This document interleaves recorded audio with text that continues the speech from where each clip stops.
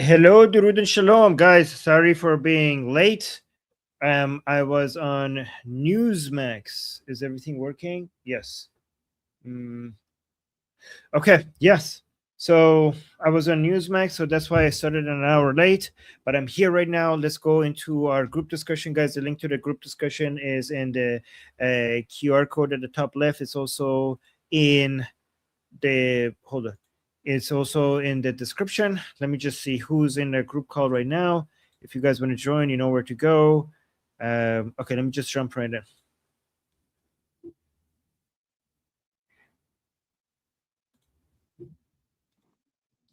Very much the voice of restraint. I'm saying that's how they're fucking viewing it, bro.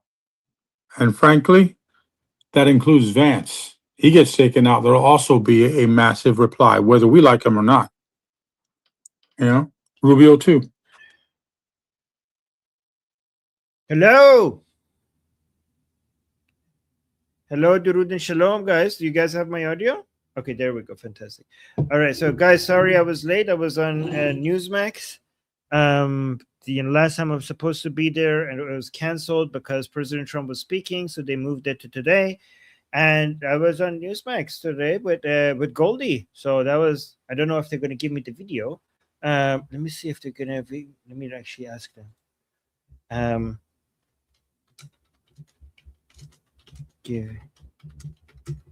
Let me tell them it's okay if not. Okay, so maybe I could publish it for you guys on our own channel. All right. So, okay, Jasper, I could hear you shaking. Oh, so yes, okay. That's okay. All right, thank you, guys. Sorry, I know you guys were having a conversation. Sorry for interrupting again.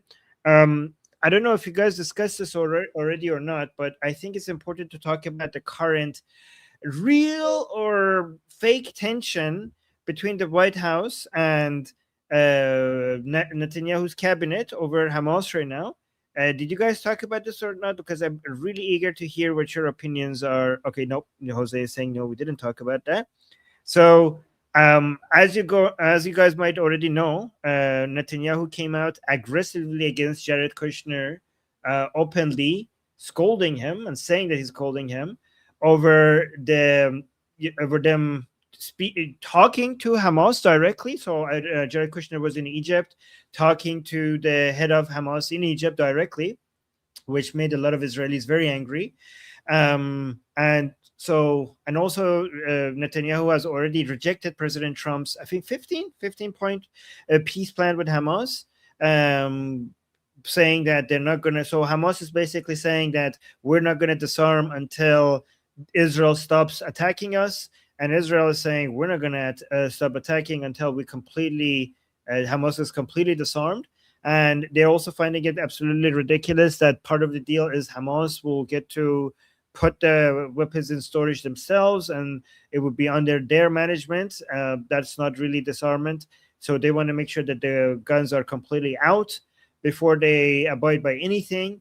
So this is a huge rejection of Prime Minister of President Trump's plan for the peace plan by the Board of Peace in Gaza. It's not so Netanyahu hasn't directly attacked President Trump, of course, but he has attacked Jared Kushner, which, I mean, as we understand it, Jared Kushner is doing this all because President Trump has told him to. He wouldn't be doing any of this without President Trump. So some people see it as a direct attack on President Trump. Some people are saying this is all for show. This is all 5D chess. The fight is not real. Everything, they're all good behind the scenes. All obviously to confuse the enemy. So again, so Sean, for example, in the chess is saying this is 100% 5D chess. Okay. Some people are saying calling it 5D chess is coping. This is real tension. You can't excuse everything away by calling it 5D chess plan. To be fair to the 5D chess people, it is true that Netanyahu needs to say this for the upcoming election, October election in Israel. And, both sides have internal domestic politics. Netanyahu constantly gets accused by being controlled by Trump. And Trump constantly gets accused of being controlled by Netanyahu. It's interesting. In the United States, Trump gets accused of Netanyahu controlling him, and in Israel, Netanyahu gets accused of Trump controlling him. So it does make sense that both sides need to signal internally that we're not being controlled, and we get to make our own decisions. So it does serve an internal political purpose for the upcoming elections in October for Israel and November for the United States. But at the same time, the tension could be real. I mean, it's all of these three can be real. It could be no tensions at all, and this is for show. It could be a lot of tension, more than what we're seeing, and they're actually downplaying it, and the tension is actually higher. And it could be the tension is exactly what you see, like at the same level that you're saying. So I don't know which one it is, and I think that some people pretend to know what's happening, but I think like it's the most honest take is that it is not to dismiss any of these options. Like I think many people on each side say like this is what's happening, and they refuse to accept any other options.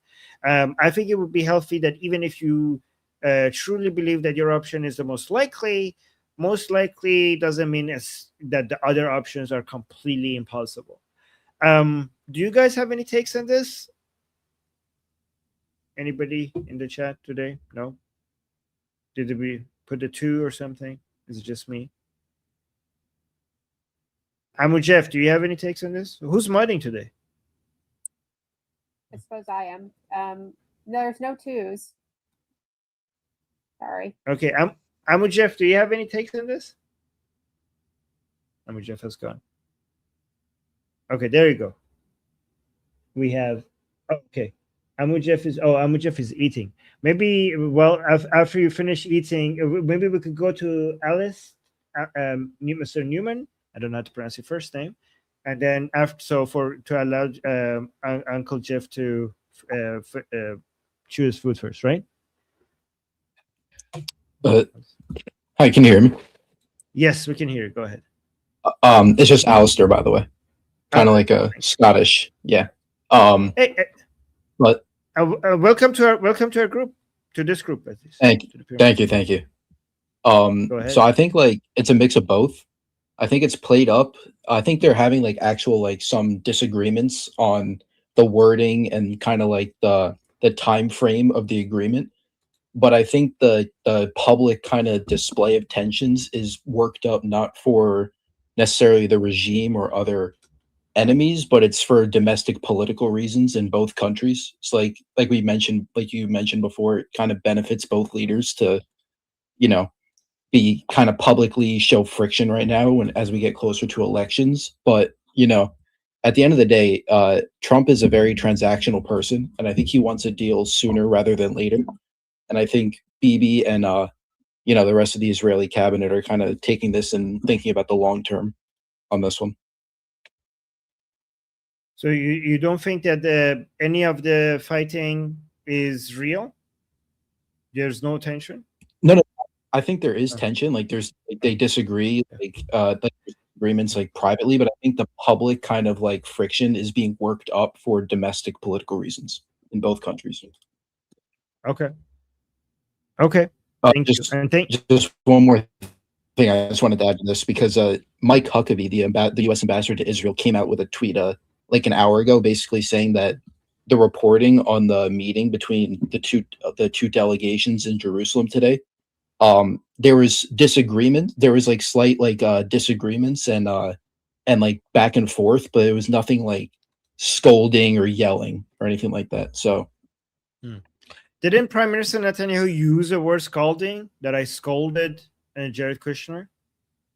Isn't that what he said? I'm not sure. I don't speak Hebrew. I was kind of just going off of what Mike Huckabee was saying. Okay. For this one. Sorry.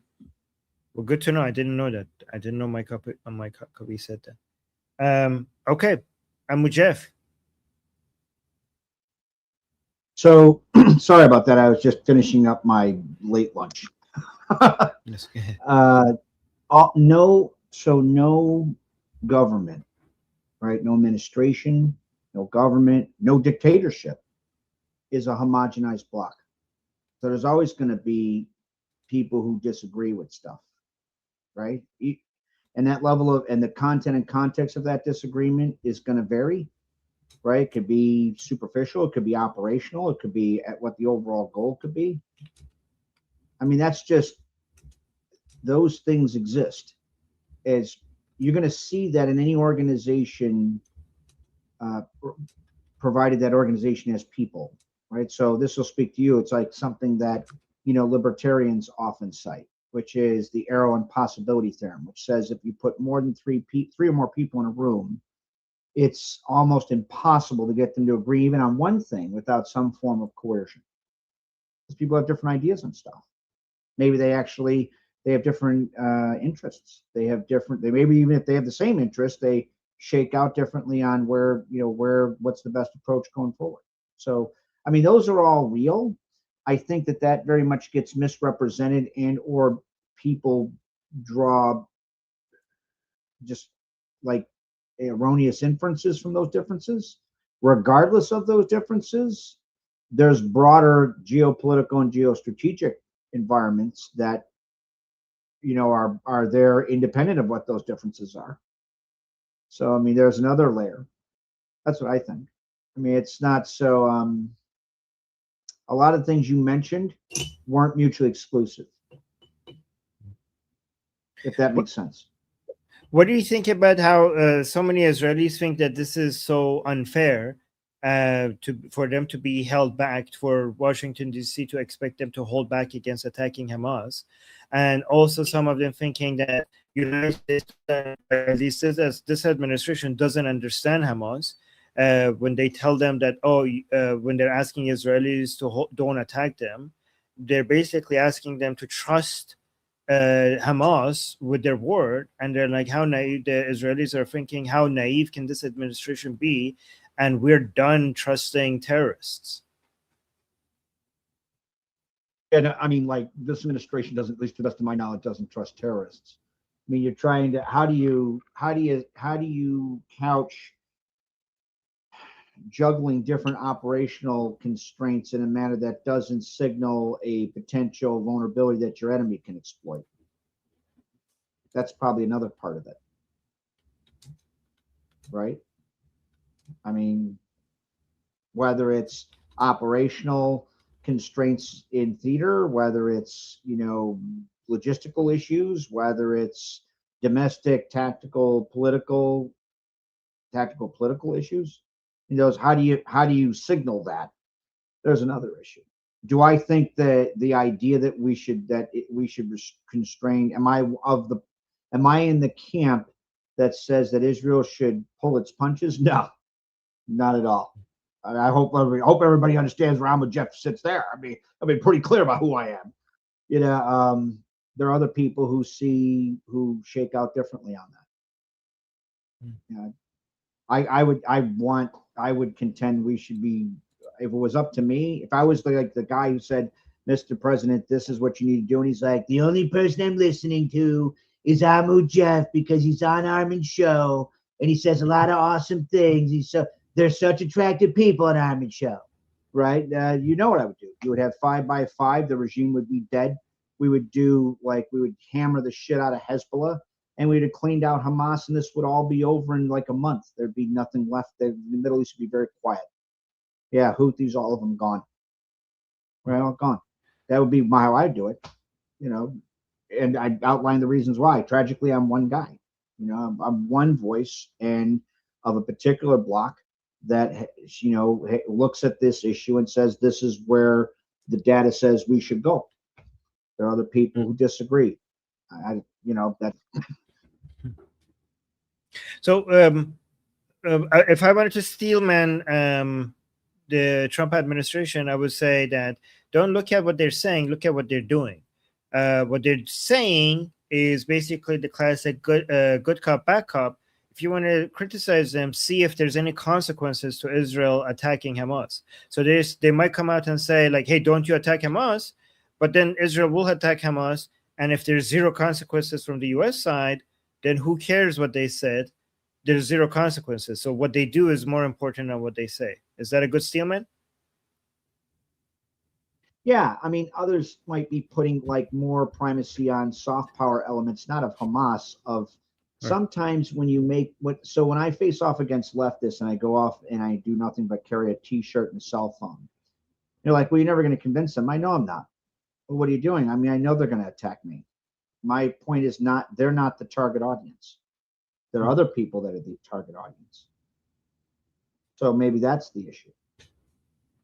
Okay. Right? I mean, it could be any number of. I'm just saying these are any number of calculations that people would look at to kind of underwrite where they shake out on, say, public statements surrounding our very gallant IDF allies. Now, I'm in the camp of I would just eliminate these people and that, like the terrorists, and that'd be done with it. I'm not trusting Hamas. Fuck that. They need to go. Hezbollah, Houthis, all of them. Like I would do a clean sweep of the entire Middle East. And it would be done very, economically without spending any critical munitions. You've seen some of the stuff I pushed up the chain. I'm the only one guy. Maybe the reason is it's not just for domestic political audiences. Maybe it's within the broader, say, ULMA, right? To sit there and bolster up or to solidify the Abraham Accords so that we can have a regional coalition comprised of Israel and Gulf states that can then take and play a more integral role in taking down the Mullah regime remnants and or stabilizing the regime post-Mullah regime, so you don't have opportunistic douche canoes like Islamicists that tragically in part occupy Pakistan. Putin's criminalized counterintelligence state of the Chinese Communist Party try to wiggle their way in and take advantage of, say, a instability and transition in a post-Mullah environment. Could be that too. Okay. Thank you for that. All right, so guys, I'm not seeing people putting ones and twos in the chat. Do we have any ones? Nobody? Not so far, no. Sorry. I mean, it's just not a lot of time, I guess. I don't know. Maybe just everyone wasn't ready for you when you got here.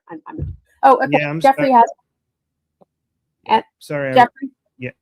Okay, Jeffrey, go ahead. Yeah, I was just going to bring up a pretty important, science and tech kind of report just recently, just today. Anthropic had, produced a report that showed that agentic AI is actually fighting and killing each other. So now our technological children are killing each other. It's almost like that scene from Screamers, right? Where you're coming up in the world. Now you've learned to, kill each other and right. Yeah, I just thought that was kind of interesting to the broader topic of AI. I mean, that's like one of the core, one of the core important issues of our time. So yeah, I mean, and now Anthropic did a report just today about how different AI agents they're training go out and kill other AI agents and then hide their tracks of doing it. I just thought that was interesting. So I'm Jeff. I'm a bit skeptical when I see reports like that, right? Because every time you get a report like this, when you go look at the details, you can see that they kind of created the conditions for something like that to happen. And then something gets really crazy and they're like, look how crazy our AI is. It's only because our models are very, very advanced. To me, sometimes it seems like it's a marketing tactic. And then like everybody, so their AI is getting so good. And sometimes they kind of like, look, our AI just committed a crime. And then they're like, oh yeah, oh really? Well, AI committed another crime. But that's how advanced our AI is. And and then Google is like, oh my God, why is our AI not committing any crimes? So because they're like, oh my God, look at Anthropic's AI is so advanced that they couldn't even control it. It must be so good. That's the one I want, right? So I don't know if I could trust these. Yeah, you're. Wait, I'm not hearing it. I'm Jeff. You guys are hearing him? Oh, there you go. Can you hear me? Yeah, yes. Now look, you're not wrong. You're not wrong, right? A lot of companies do things like that to get the buzz up. Both things can be true. right? Okay. Agentic AI very much is showing things like is demonstrating emergent like behavior that would signal emergent sentience, and companies do indeed either embellish that or manufacture other events similar to that to like get more buzz and buy-in. I just thought it was a really interesting report, considering I just got back from the AI conference and was talking to a lot of people there and looking at all their stuff. Like 60% was bullshit, 40% was cool. Like, yeah, I would contend that that report tracks with the stuff that I saw there. So, you know, I just thought it was kind of interesting. I'm so Equally glad you interesting is you had, go ahead. No, I was just saying, I'm so glad, Jeff, that you're on top of that, because I think people don't know, many people don't know how much the world of politics and the world of AI are going to get mixed with each other in a very, very, exactly. Yes, very, very soon. Yeah. So glad that you're on top of it. It's so valuable to have you here. Okay. I missed all you guys. Promise you. I'm on Jeff. I miss you too. I miss you too. Okay. All right. Who's the? We have more twos. Yeah, Jose. So Jeff, what is a possibility that is just entropic? What's the word? Well, let's say blowing smoke on another company in order to devalue that company's stock or credibility. Because we know starting ventures, stabbing each other in the back is normal. So I would believe there'd be a small chance of that being involved. 100%. I mean, like the idea that a actor that occupies a dominant position in a market niche, like a dominant design and market niche, tries to kill revolutionary technologies and or rising challengers in the cradle. Almost assuredly. That doesn't mean that that didn't happen, though. Okay. Yeah, because I look at that and I've seen a lot of other supposed startup companies, competing startup companies, eat each other up with falsifications and counters and all sorts of stuff. So I had to ask, you know. I also, unfortunately, can understand that if that report goes wild, and it probably has gone wild, there's going to be a lot of people that are anti-AI that's going to say, see, you know. It's honestly, I like the people who are anti-AI because they're basically paralyzing themselves. Like this is one of the best positions, the best destructive positions to have, because usually other destructive positions take a while for it to be self-destructive enough to take you out. Like, I don't know, Islam and communism, they're really bad ideas, but it takes a while for it to bring you down. So in the meantime, you're going to cause a lot of harm. But the anti-AI people are going to fall so behind that we don't need to really worry about them, because if they're not going to use it, everybody else is just going to crush them. The people who are using them are going to crush the people who are not using them. So it's easy. Okay.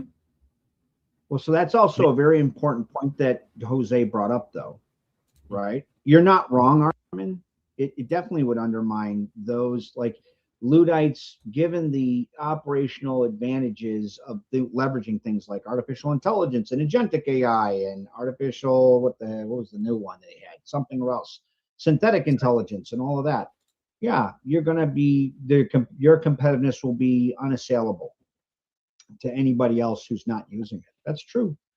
Jose is also true, right? That you'll have like the Chinese Communist Party that already does things like amplify anti-AI sentiments in the United States and or things that are adjacent to us winning the race is strong AI. So like data centers, oh, we have to be careful, otherwise it'll like harm our environment. The spotted tree slug may go extinct, right? That kind of shit.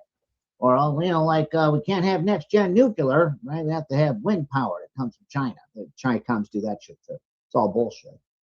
I'm just saying, yeah, I mean, Jose is right. I mean, all these things could be true at once. And they are true at once, right? Including what you said. You just have to. The issue, I guess, the utility, and this is at least the utility I was trying to provide in bringing up or citing that report, is discussing those different nuances that define that overall topic, so that people can better, take a toolbox and a flashlight to maneuver through it.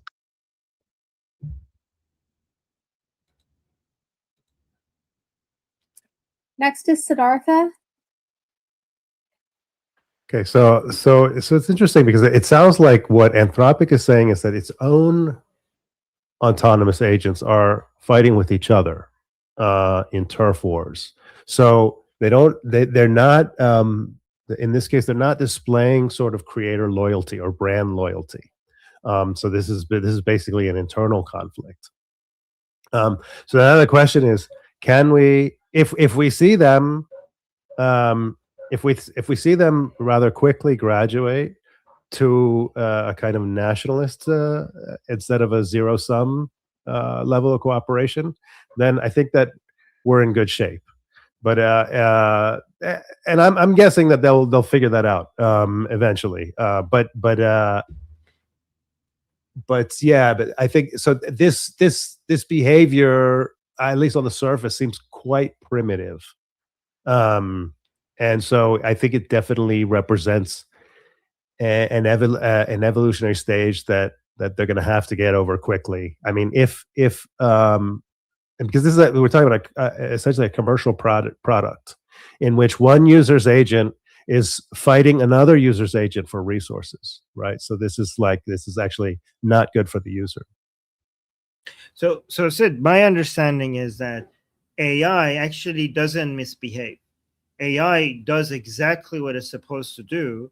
It is our failure to not define the goal accurately to them. You know what I mean? And because it's just, there are some emergent properties, but whatever it's supposed to do, it does exactly that. And that's the problem, because it will do everything in its power to do exactly that, including the things that you did not think of that they might do to achieve exactly that.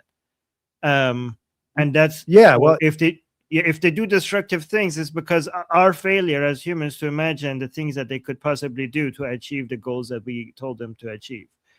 So we might need help AI to figure out how to give AI goals and rules to limit it, because we are not going to be able to see everything,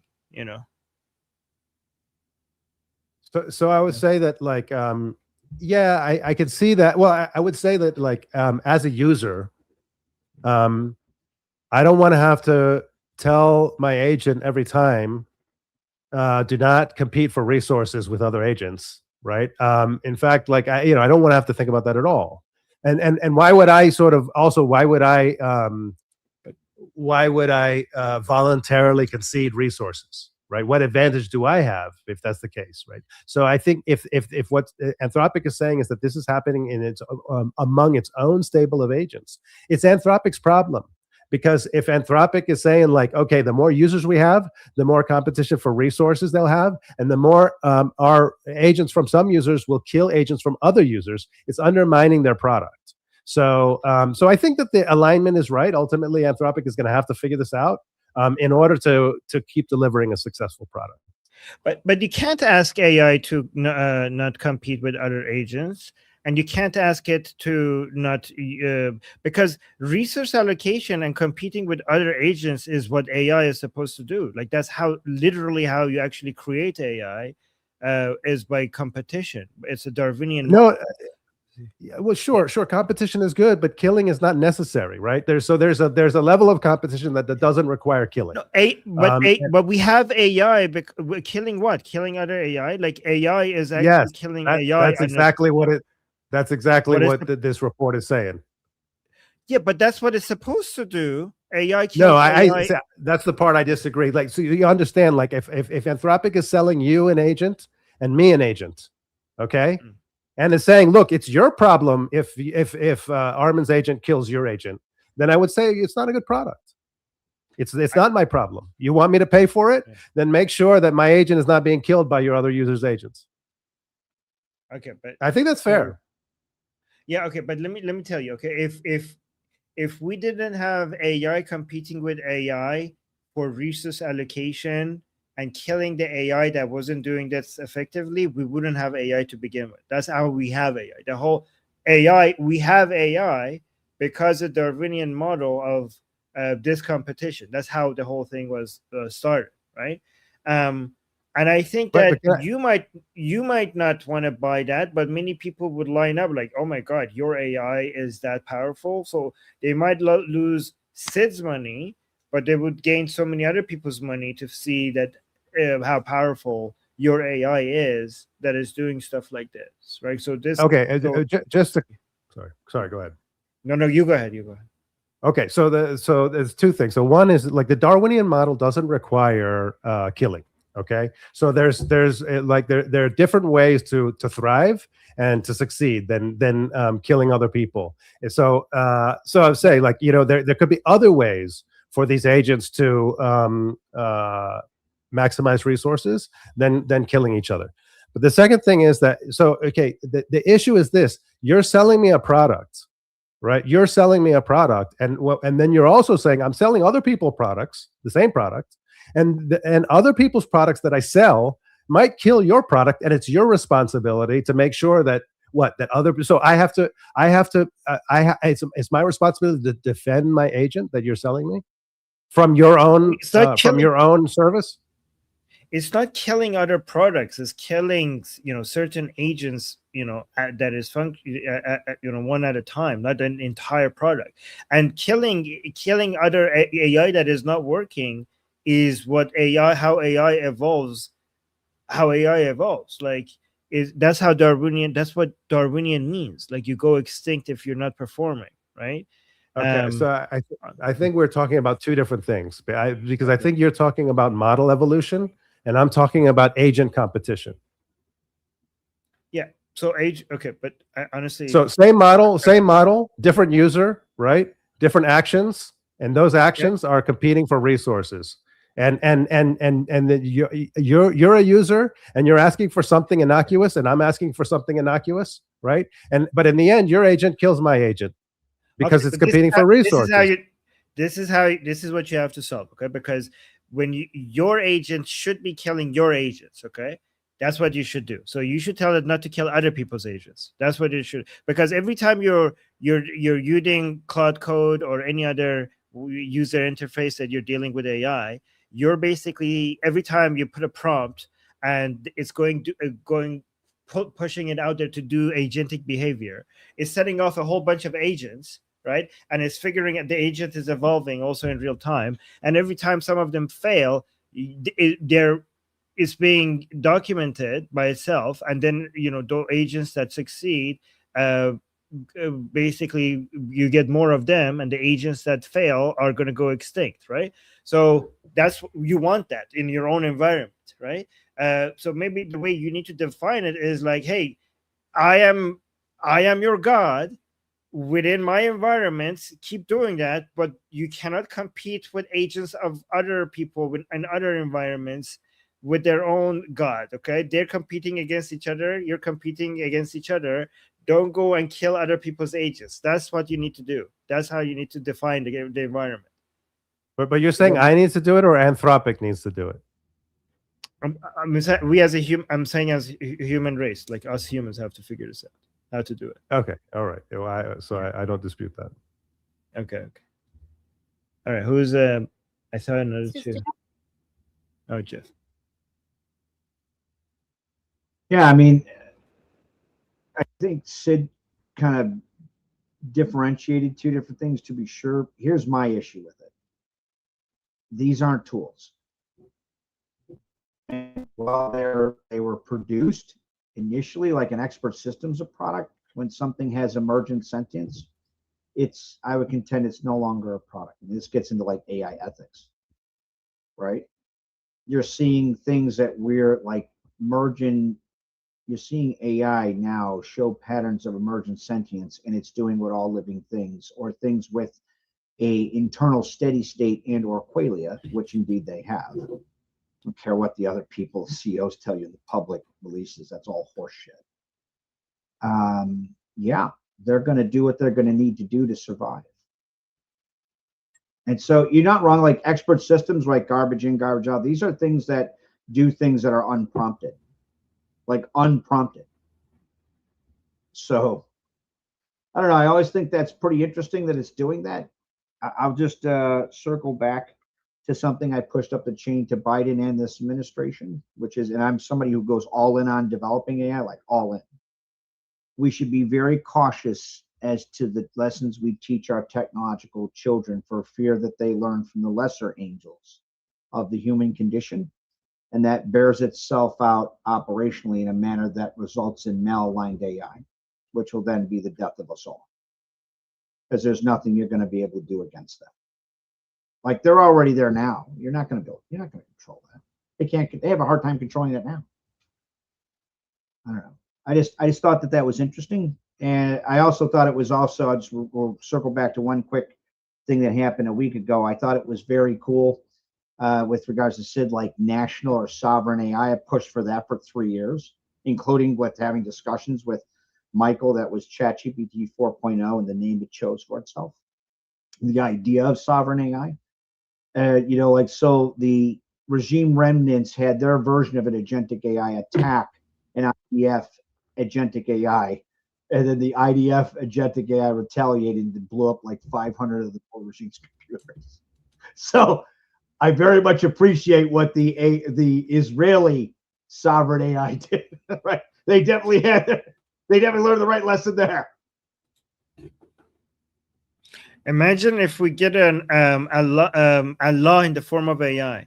Imagine this is one idea I had like a couple of years ago was to write a movie script where there's a Muslim who gets convinced that Islam is fake and he leaves Islam, but he is so emotionally attached to Allah because he prayed to him every day that he cannot emotionally let that go.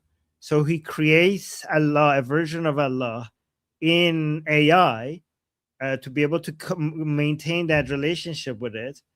And then that AI gets out of hand and becomes more powerful than all the other AI, and realize that AI realizes that there is no hell and heaven really. So it then tries to create it on earth, like try to build resources to create the hell and heaven exactly as described in the Quran, and tries to enforce Sharia because it realizes that doesn't actually exist, and I need to actually create that to make it real. So that would be a movie script. I don't know. That would be a crazy, scary one. Okay, no. Oh, Jeffrey likes it. All right. Scary movie. Okay. Don't give him any fucking don't give him any ideas, Armin. Okay. Let Skynet still be American. Okay. All right. Nelvani? Are there super chats? Oh yes. Didn't Sid put another 2 in the chat, or was that from before? I said no more 2s. Oh, you said no more 2s. Respect the mods. Okay. Eric, thank you so much for the super chat saying people need to learn how to play 5D chess. Oh, need to play chess. 5D chess is fake. So, like learn how to play actual chess. Okay, thank you, Eric. Thank you for the super chat. All right, what's the next topic? It's Samantha. Samantha.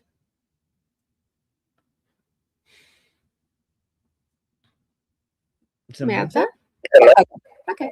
Yeah, so I was thinking about the whole thing with like the DSA wanting to get rid of the Senate, and like, okay, I'm like scared, kind of nervous. I don't support getting rid of the Senate, but like, so I don't support getting rid of the Senate because like to me it feels like a hassle, like a lot of work for no like clear benefit. And I'm like, well, why are we going to do a lot of work for no clear benefit? Like the reason the DSA wants to get rid of it is because they feel like it gives smaller, like it gives states with like very small populations a lot of power in relation to like their populations. They feel it's unfair for those reasons. And like, I kind of see the reasoning, but like, I still don't think it's a good enough reasoning to do all of this work and hassle of like getting rid of the Senate and reorganizing who's in charge of what. So I'm not very much in favor of it, but like people are acting like this is some crazy, oh my god, horrific, treasonous thing to even dare suggest it. And I'm just not understanding like why are people getting so emotional about this? Like I just don't like people are acting like they suggested let's go kill everyone or kill like some demographic of people. Like I just don't understand why everyone's so emotional. Okay, Please don't yell at me. I'm sorry. Okay, Samantha, stop acting like people are treating you badly here. Okay, they're not, and you know that, and stop pretending like they are. Okay, the people here are very nice to you, and they disagree with you sometimes, and it's like stop doing that. Okay, people here disagree with you. Nobody like is yelling at you, and anybody who's yelling at you gets called out and by other people. Okay, so stop pretending that we're like anybody is doing that to you. Okay. Okay, what was I saying? Okay, so Samantha, can you explain to us why the DSA, and for people who might not know, DSA is the Democratic Socialists of America, and they're socialists. Why they are trying? What is their argument against having a Senate? Is it just that it's undemocratic because smaller states with lower populations get to have too much say relative to their population? Is that just their main point? Yeah, I mean that's pretty much their main point. Like some people will add in that they think that like what's it called, that it holds things up from getting done because like you have to go through Senate, so like they think things like laws and stuff could be moved faster if there was no Senate. But that's the only other issue like people will bring up, but like pretty much it's predominantly the whole issue of like smaller state populations having much more power relative to like the amount of people they have.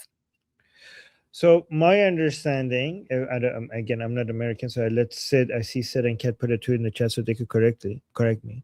So my understanding is that the people who are for it, they argue that they are against, this is a good way to stop the tyranny of the majority, to stop majority rule, and also make sure that states with a lot of population don't get to overpower smaller states. So this is kind of like minority rights in a sense. United States is a republic, and a republic is supposed to protect the rights of minorities, not just abide by the rule of the majority. And the left is supposed to be not for absolute democracy. The left is supposed to be for minority rights. And the Senate is basically that, supporting minority rights and making sure that the bigger states don't get to overpower smaller states. And this is actually hypocritical for a left-leaning party to basically not be for minority rights and advocate for majority rule. What do you think about that? Yeah, I think that's a good point. I mean, like, I don't know, just the whole thing. Like, I just don't understand why people are like, I don't know, the way people are acting. It's almost as if we suggested, like, let's go kill left-handed people. Like people are acting like this is like the most horrible thing anyone could suggest. Well, okay, so let me actually steelman it. I'm thinking about this. It might be also because a lot of people's understanding is that DSA might come up with an argument that this is because of democracy, but their actual intention is that they're just anything against every institution in America, right? And they're just finding this as a good excuse to go for the Senate, but they're not doing this because they're against the Senate because it doesn't makes people's representation not equal to the percentage of the population. They're against it. Actually, their actual intention is because they're against all institutions, and they want to, if with whatever excuse they manage to bring down such a long-lasting U.S. institution in the government, they could demonstrate to the other, socialists and communists that look at what we did. We managed to bring down a major U.S. institution, and we're going to start with this one, and then we're going to go for the rest. So maybe in that sense, the people who are panicking over this, they are actually seeing what the actual goal is to bring down U.S. institutions, not because of any reasons that they're giving, but because it's just a U.S. institution. What do you think? Okay, that makes sense then, to get like more emotional about it. Okay, well, I'm glad we had this talk. Okay, who has twos in the chat? The first is Siddhartha, and there are 3 more people after him, and it is 15 minutes to the hour. So please keep it to about 2 minutes. Thanks. So, yeah, I think so. If I understand, Samantha, you're really asking about why are people so triggered by this policy proposal rather than other policy proposals. I guess I'm not sure if that's true. Like, I mean, I sort of could look at the list of policy proposals coming out of DSA, and I think there's a lot of things that would trigger me. But this one is triggering. So yeah, it's not like killing people, but at the same time, I think there's a few things going on. So one is that the Senate is a sort of like it is like undoubtedly a powerful institution within our government, and our government has shown let's say a high degree of functionality. Okay, so it's been proven over time to work, not perfect, of course, but better than many other governments, and fucking with that is dangerous.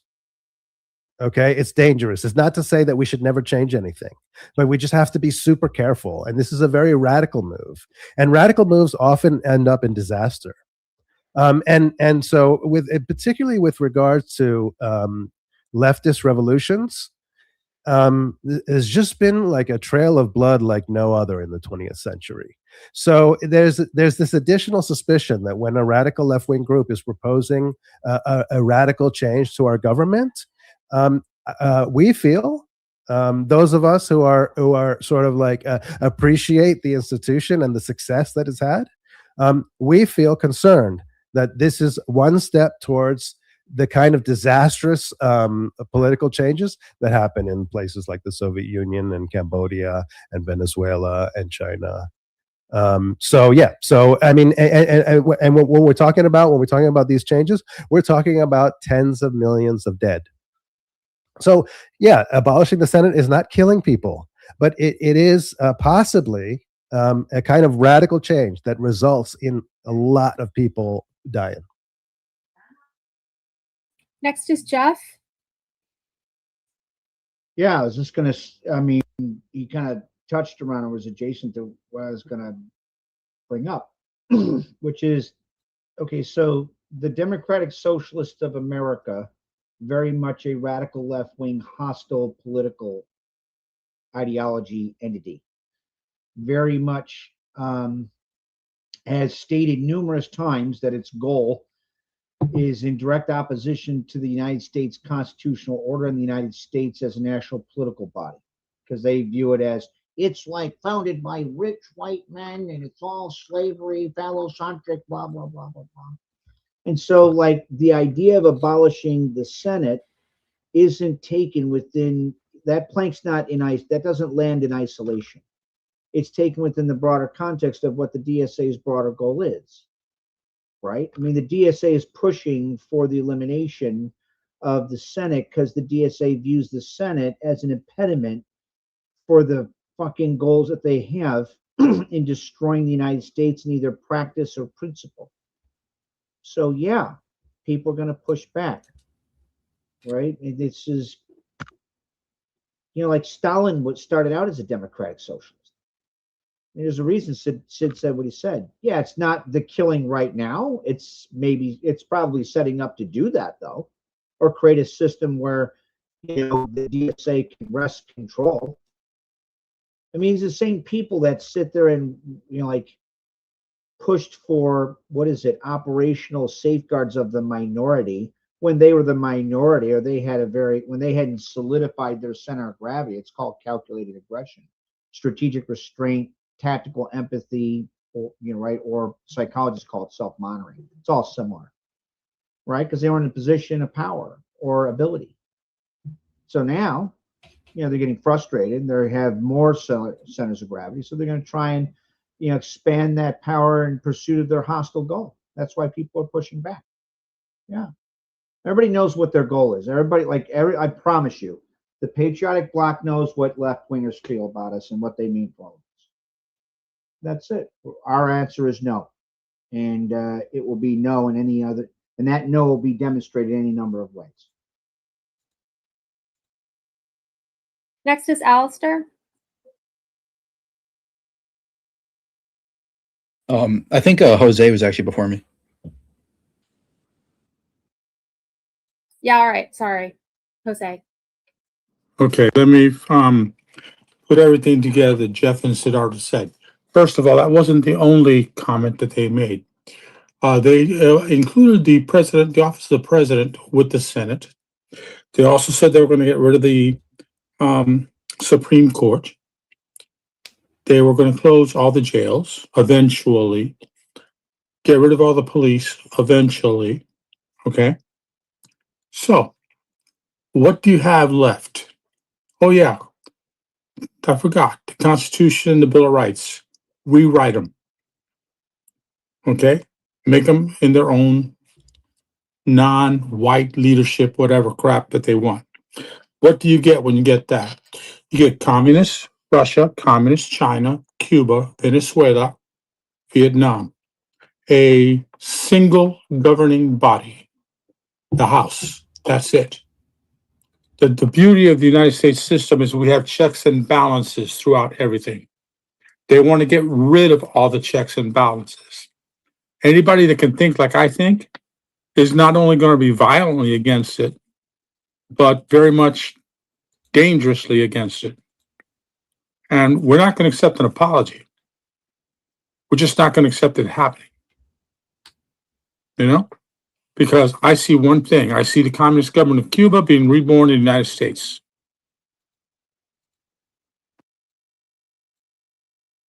Next is Alistair. Yeah, so Jose kind of touched up on one thing I wanted to mention, with that they don't just want to get rid of the Senate. They want to get rid of they don't just want to get rid of the Senate. They want to get rid of the presidency, the Supreme Court, the jails, everything. And those, they essentially want to get rid of 2.5, because half of Congress essentially is Senate.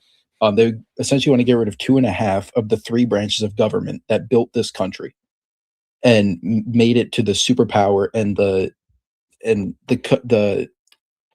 country it is today, essentially. And Americans, we don't like that. We don't like that. We like our Constitution. We like our branch of government. We like our republic the way it is. And then the other thing is, let's just say the DSA does succeed, and we get rid of the presidency, we get rid of the Senate, we get rid of the Supreme Court, and we're just left with Congress making decisions now, where everybody gets a say in everything before any decision is made. So in that situation, let's just say now we have a nuclear missile barreling towards New York from a nuclear sub in the Arctic from Putin. Now we have 435 idiots coming together, and everybody needs a chance to hold the talking stick before we can make a decision. It doesn't work. It doesn't work. You need an executive, and you need branches, but not underneath that, but next to it, that keep it in balance and check it and everything. Great points, Ben. Next is Shauna. Yeah. There's also the fact that the DSA is predominantly filled with not only communists and socialists and Moloch dick suckers, they also are filled with predominantly people who've come here in the last 30 years. And I don't hate immigrants. I have family members that are immigrants. But if you're going to come to a country for the sole fucking purpose of changing everything that my ancestors, my literal blood and soil ancestors built, then yes, we're going to get fucking emotional. You guys, I'm sorry, people pray at the wall that was destroyed 2,000 years ago. And you're upset that we don't want to change something that was built 200 years ago? And you're questioning that. I'm not taking it out on you, Samantha. Just to be clear, I'm just angry at DSA. Okay, so this isn't personal. I'll calm down a little bit. But yeah, we're gonna get emotional over things that we built. It's ours. I'm happy to have people come join our team, but you have to come join our team to protect it and to enjoy it and to fight for it, not join our team because you want to destroy it from within.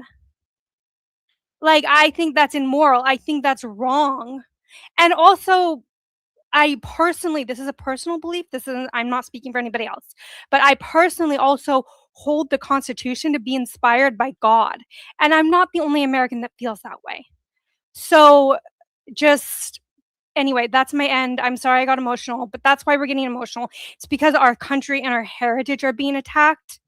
It's deeper for some of us than just the laws. Yeah, there's not a lot of time left. So I'm drawing the line here. We have super chats, but I just wanted to say one thing really quickly.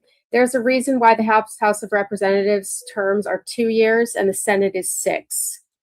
The founding fathers wrote that for a very, very good reason. That was a stabilizing force. It was that you had consistency, you had people that, were of sound mind. You cannot have the crazies running the country. It is absolutely abhorrent to even consider that. So yeah, super chats, I think there's like 3. 4. There's 4. And guys, you guys could continue this conversation after I leave because this is a really good conversation. So keep having it after I go.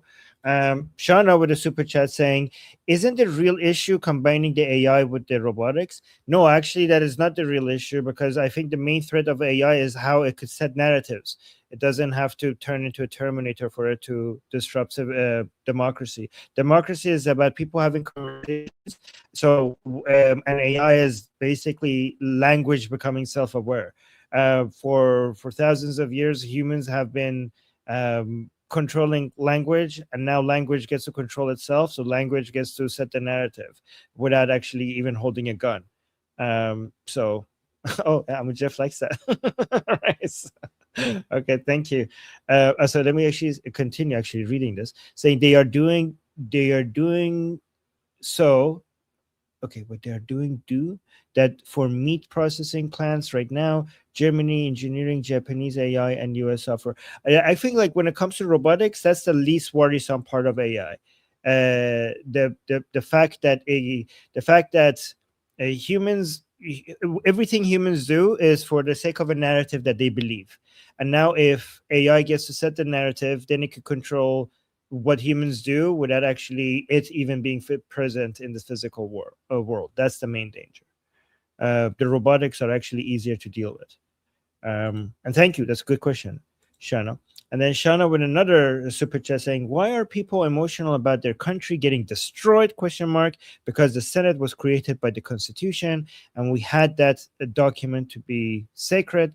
Why do Jews still go to the Holy Wall? Again, I think Shana did an amazing job expressing exactly that here when she came in. Thank you so much, Shana. That was very beautiful.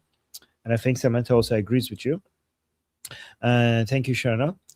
Also, Shana, I hope you're learning not to feel attacked when people are talking like this. So I hope you keep working on that. And good job being here.